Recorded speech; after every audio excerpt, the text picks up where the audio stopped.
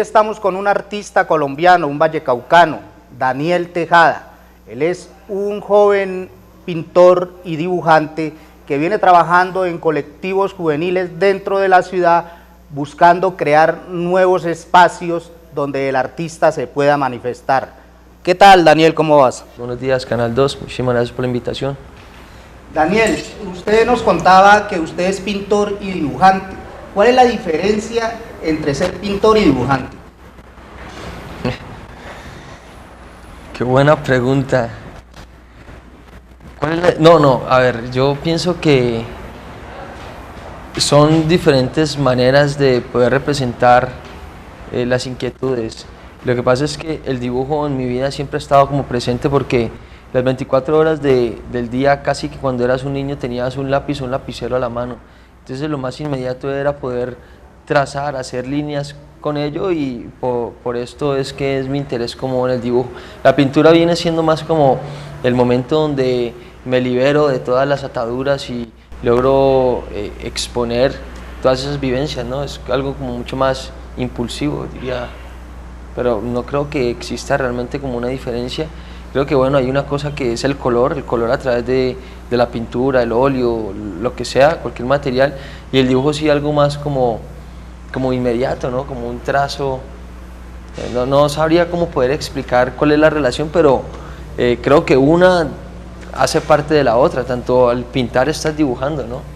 Tu firma es un dibujo, entonces no podría decir cuál sería la diferencia. ¿Cuál es, digamos, el proyecto social que usted tiene con la pintura? ¿Qué es lo que usted pretende transmitirle a la gente a través de sus dibujos?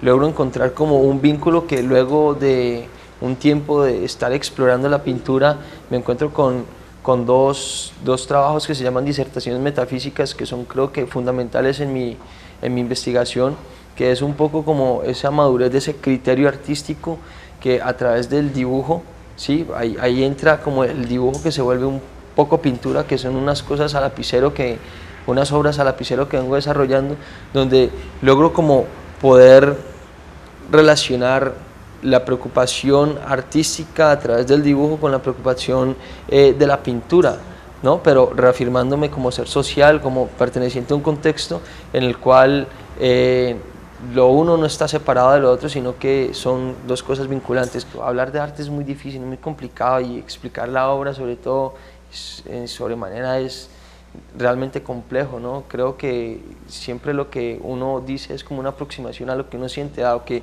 lo que me pasa a mí en el arte es que no hay como una idea fija de qué vaya a ser, sino que hay como una necesidad de explorar, una necesidad de manifestar, de volcar todo mi espíritu en ello, y es como a través de ese vacío que podría ser simbólicamente ese lienzo en blanco, donde a través de la pulsión desmesurado me dejo llevar y emerge como una imagen que está concatenada y tiene una conexión total con mi vida desde niño hasta el momento en el que me encuentro, ¿no?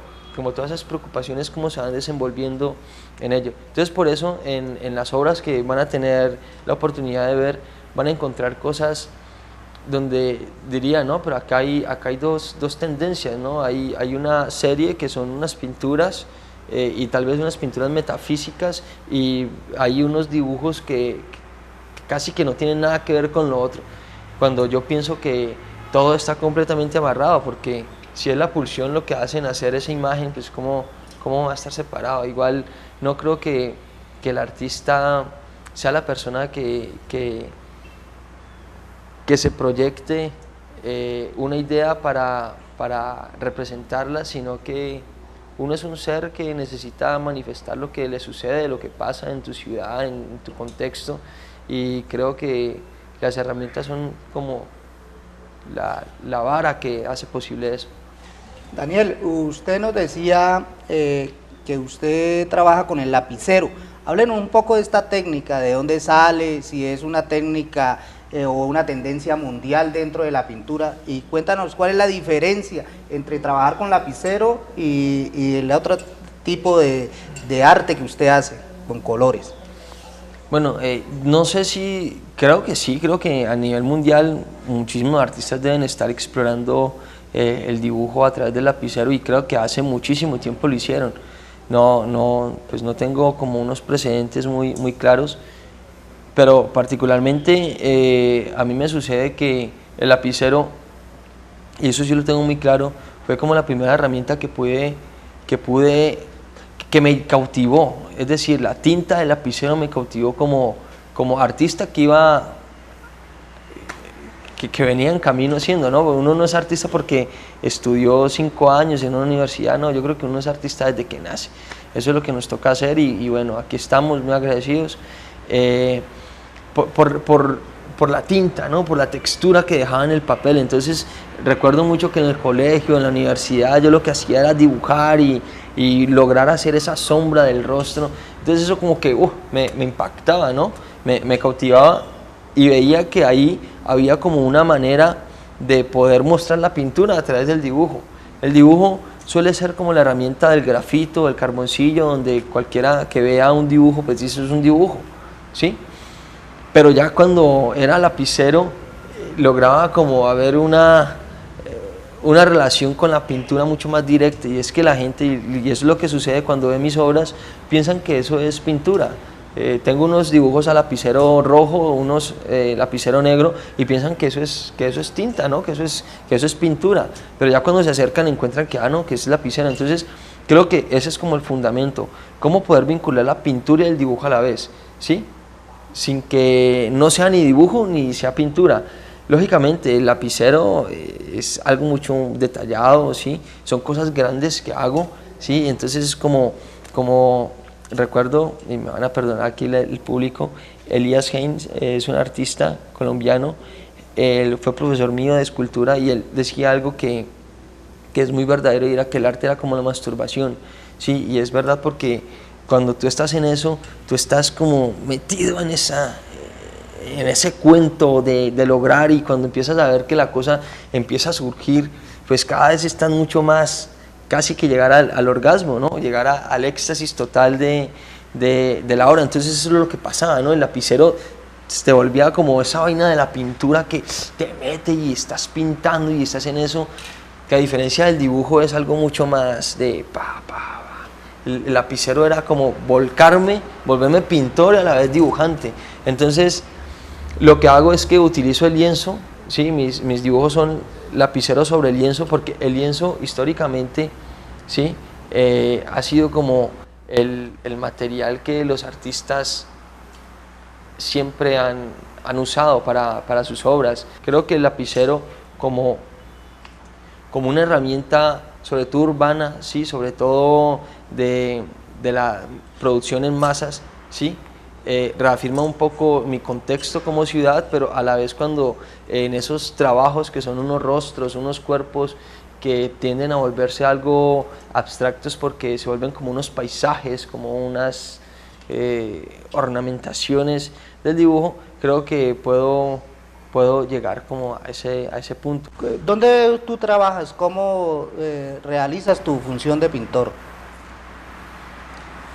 Yo creo que las 24 horas del día yo estoy pensando en arte.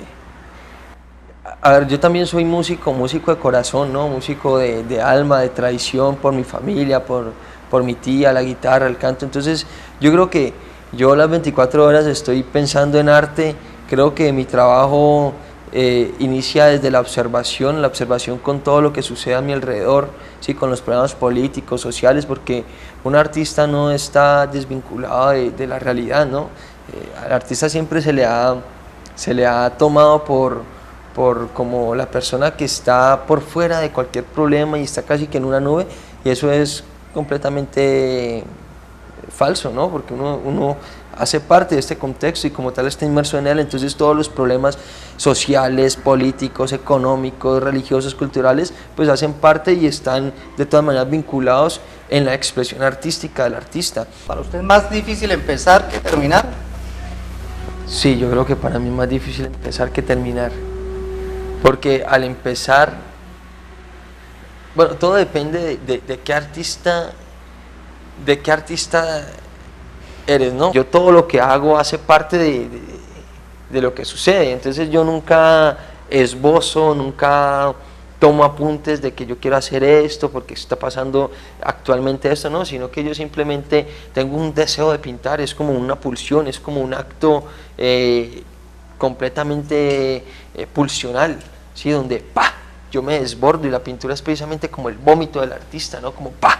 Poder romper eso y empezar a pintar. Entonces por eso aparecen, creo que esos paisajes, por eso los paisajes son como la manera en la que yo puedo tirar y empiezo los colores y me dejo llevar y voy viendo eso y otro color, pero nunca hay como, no hay como una idea clara de qué es lo que vaya a hacer, sino que hay como un deseo de que algo emerja y que en esa representación de eso que estoy haciendo aparecen todas esas cosas que a mí me han contaminado, contaminado en el buen sentido de la palabra, ¿no? Y bueno, contaminado también por lo negativo que puede contaminarte la ciudad, como contaminarte los medios de comunicación, etcétera, todas estas cosas, el mismo conocimiento, la misma universidad, ¿no? La universidad te da conocimiento, pero te contamina también el conocimiento, ¿no? Eso es muy importante tenerlo claro. Bueno, seguimos con el pintor colombiano Daniel Tejada. Daniel, cuando usted trabaja el tema de los paisajes, ¿cómo es ese proceso? Háblenos un poco. ¿Usted ve un paisaje y parte de allí o un paisaje lo crea usted totalmente? Me interesa que sea un acto genuino, ¿sí? Un acto creativo completamente genuino, donde salga lo que salga, como esa trascendencia, esa metafísica del ser humano, ese estado en el que el sujeto mira ese horizonte y como que ahí logra encontrar su devenir mismo, ¿no? Es decir, yo creo que es precisamente lo que me planteo, es el devenir mismo, y siempre me lo estoy planteando. Mire que pasa que en el acto creativo, cuando no hay una idea precisa y tú estás pintando, pues hay una conexión total con el tiempo, y el tiempo es ese momento en que voy pintando, va surgiendo la imagen, pero fenomenológicamente yo como sujeto dejo de ser sujeto para volverme objeto de la pintura. Es algo muy interesante. Yo creo que eso filosóficamente es importante tratar de explicarlo, porque es precisamente lo que me interesa en el arte, en lo que yo hago, en el dibujo, en la pintura, etcétera, y es cuando yo dejo de ser un ser racional para volverme un objeto de lo que yo estoy haciendo. A mí la pintura me termina por atrapar, por succionar, ¿sí? Y yo creo que yo me pierdo. Yo ya no vuelvo a pensar en nada. Es más, yo ni estoy pensando qué estoy haciendo. Yo simplemente, por un deseo incontrolable de estética, ¿sí? De la estética, yo me dejo llevar. Pero es como si a mí me pasara, como si yo hiciera esto. Como si yo estando aquí me volviera ese cuadro que termina yo me vuelvo una herramienta de eso que está pasando allá y... Como si estuvieras dentro del cuadro. Sí.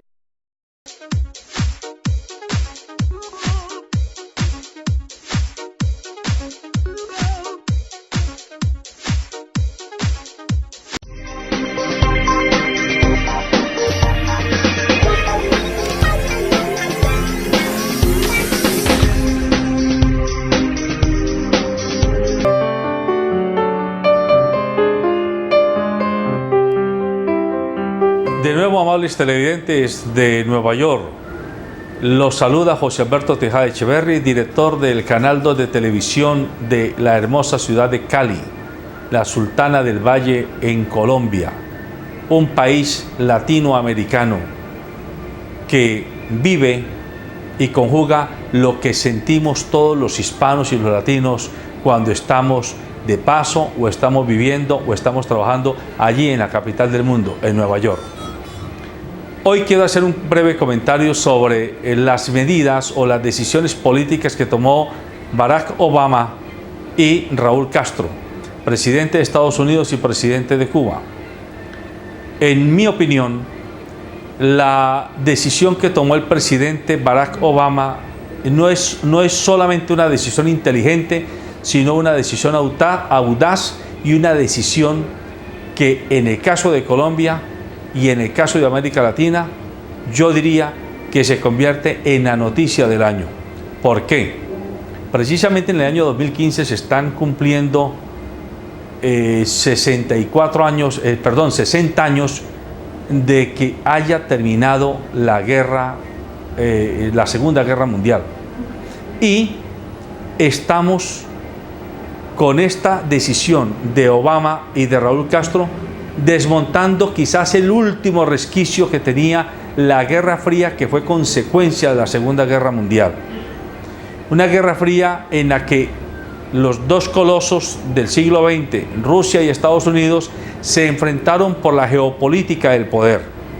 Y ahora Barack Obama, entendiendo que estos 50 años de bloqueo no han servido para aconductar al castigado, que es Cuba en este caso, sino que por el contrario terminó o favoreciendo intereses de discriminación de muchas partes de la opinión, tanto en Estados Unidos como en Cuba y en otros países de América Latina, sino que terminó afectando inclusive el clima y el ambiente de los negocios.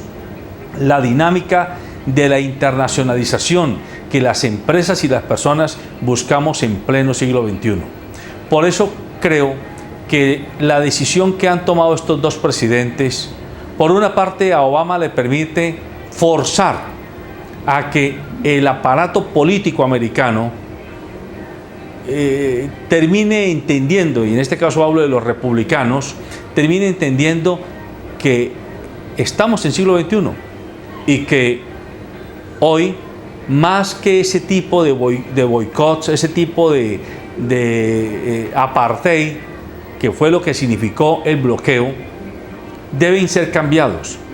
Cuba necesita, pero también Estados Unidos, necesitan explotar lo que una y otro tienen para complementarse y para diversificar en sus economías, en sus culturas y en sus sociedades. Por ejemplo, las universidades americanas de gran calado, de gran prestigio, uniéndose con los centros de investigación cubanos, tanto en el tema de la medicina como en el tema de la biotecnología, por decir solamente dos de los campos, en el tema deportivo, 3 campos, para sacar patentes, para desarrollar productos, para desarrollar servicios absolutamente innovadores. Allí hay un campo de acción muy jugoso para ambos países y para ambas sociedades.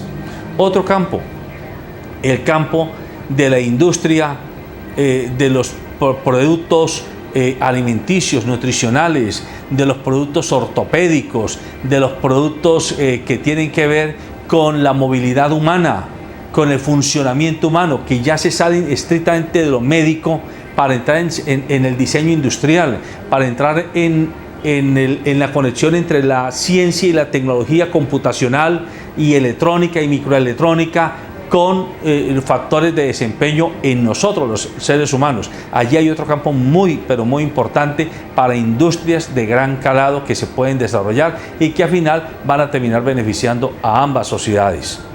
La propia banca americana, y no estoy diciendo con esto que que el boicot se rompa solo con el propósito de beneficiar a los americanos y a la industria americana, volviendo a regresar una especie de copamiento económico de Cuba. No, estoy planteando que si un americano viaja a Cuba como persona natural o como empresa y puede comenzar a usar las tarjetas de crédito y puede comenzar a pagar con dinero a través del sistema financiero normal, hombre, la economía en ambos lados, en ambas partes, se va a dinamizar. Pero lo más importante, si logramos que los cubanos, las gentes del común, puedan tener acceso a capital de financiación, a asistencia técnica, a formación enfocada, especializada en el desarrollo de emprendimiento, en el desarrollo empresarial, estoy seguro que Cuba puede despegar y ser una de las más importantes potencias económicas del subcontinente, porque tiene un capital humano muy importante. Ahora lo que falta es ponerle caja a ese capital humano y ponerle infraestructura de servicios, de tecnología, de comunicación, de asistencia técnica a ese capital humano, y podríamos tener en Cuba la gran sorpresa de ser un disparador de nuevos emprendimientos totalmente innovadores, que serán mucho mejor para la propia sociedad cubana. Los cubanos con derecho a tener sus empresas, que paguen impuestos, que el Estado cubano cobre duro los impuestos, como lo cobran los países nórdicos, como lo cobran los chinos, que en buena hora Raúl Castro parece que ha entendido que el modelo de repartir pobreza no es tan bueno como más bien el de promover riqueza, que es a lo que estoy intentando apuntar con mi comentario.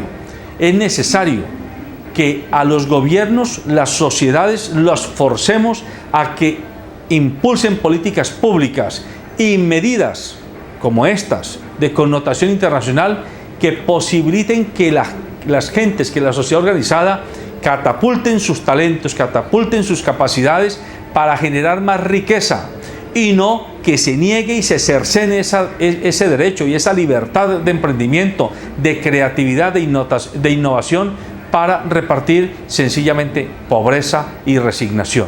En buena hora entonces la medida que Barack Obama y Raúl Castro han anunciado, y creo yo que la sociedad americana y muchos latinos que ya tienen regularizada su situación en Estados Unidos deben ver con muy buenos ojos esta posibilidad y apoyar esta decisión que es absolutamente estratégica para el devenir del subcontinente.